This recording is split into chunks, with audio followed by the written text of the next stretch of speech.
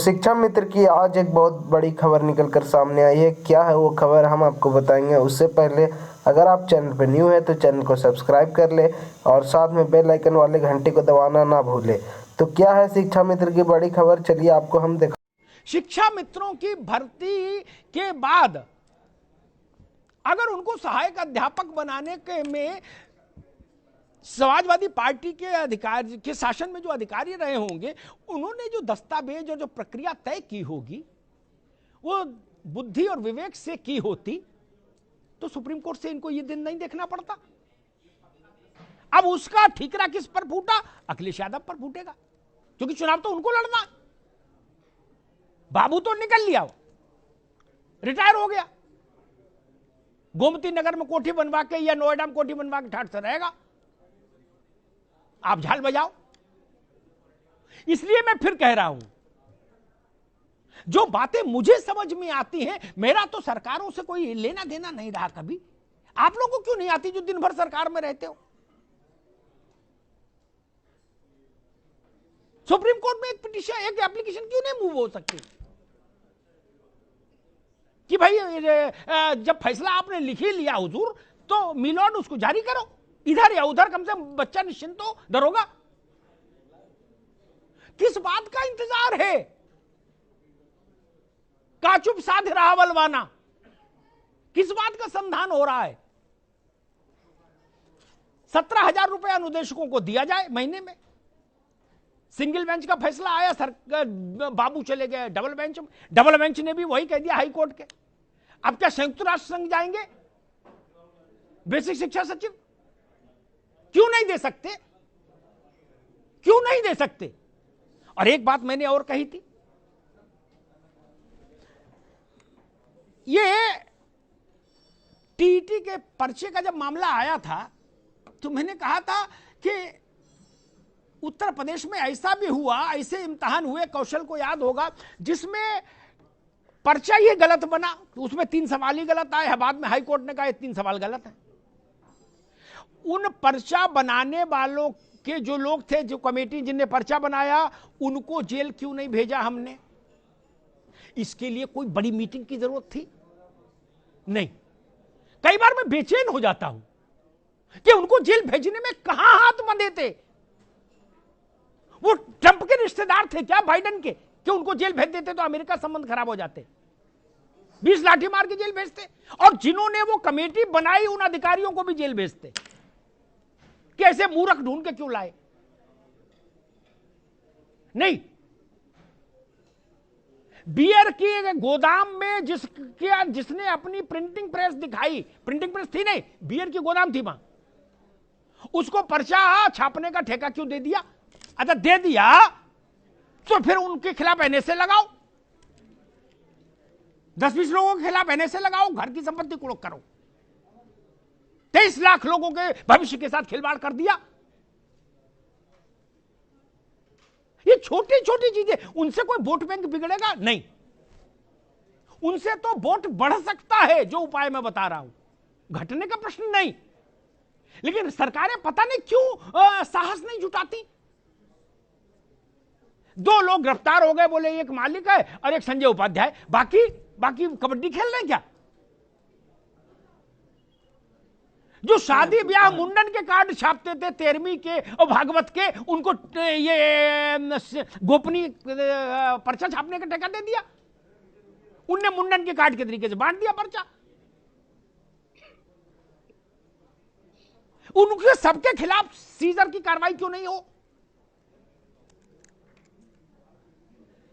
जब जिला पंचायत का चुनाव होता है अध्यक्ष का, मनोज यादव, आनंद दुबे, 2 लोग सुन लो, कांग्रेस की तो अभी वो स्थिति नहीं, लेकिन आप दोनों तो हो बाहुबली पार्टी। तब जितना एक्टिव शासन प्रशासन होता है ना, 24 घंटे, ध्वस्तीकरण 5 मिनट में, कुड़की 3 मिनट में, एनएसए 2.5 मिनट में। कोई चीज आधा घंटा लेती हो तो बता दो, मनोज के कार्यकाल में या आनंद दुबे तुम्हारे कार्यकाल में, बता दो भैया।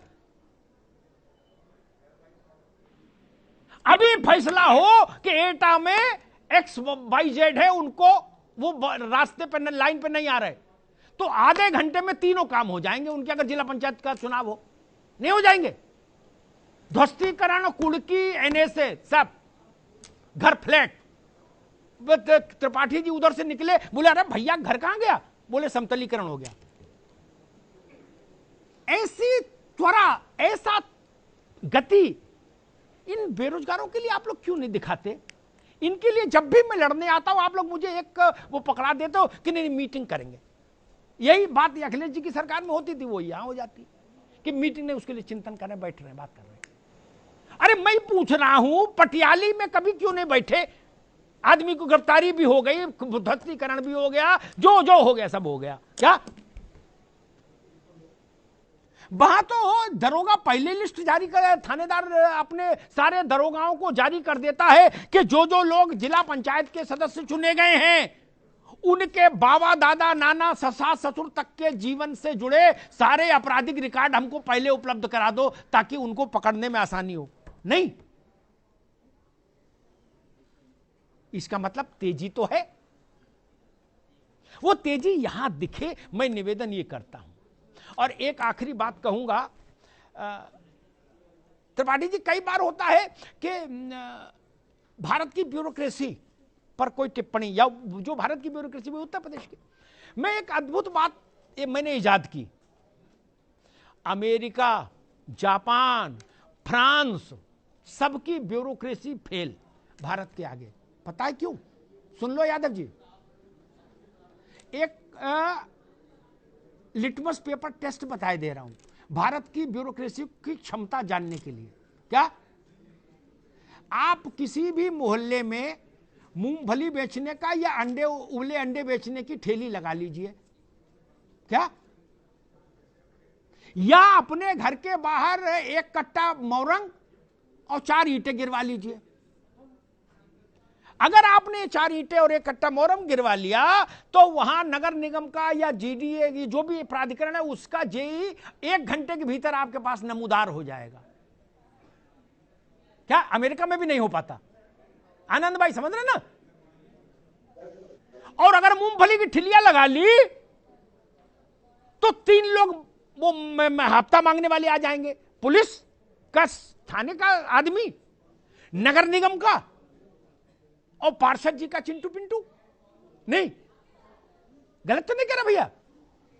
इसका मतलब ब्यूरोक्रेसी कार्यक्षम तो है, तो वो क्षमता इन गरीब नौजवानों के लिए क्यों नहीं हम लोग इस्तेमाल कर लेते हैं? एक बार कर लीजिए, इनका भला हो जाए। मैं आज इसीलिए बड़े भारी मन से ये बहस लेके आया। ये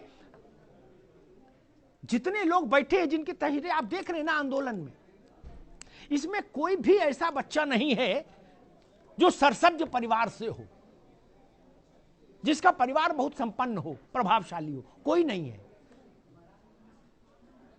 बहुत मुश्किल से ये पढ़े हैं, घर का खेत गिरवी रख गया, मां का मंगलसूत्र गिरवी रख दिया, बाप का टूटा चश्मा नहीं बना, तब लड़के को पढ़ाया है, बिटिया को पढ़ाया है।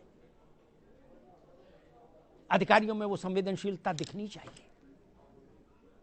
इसलिए मैंने कहा कि मौका है, अवसर है, और अगर मैं नहीं बोलूंगा तो मैं अपने जमीर के साथ न्याय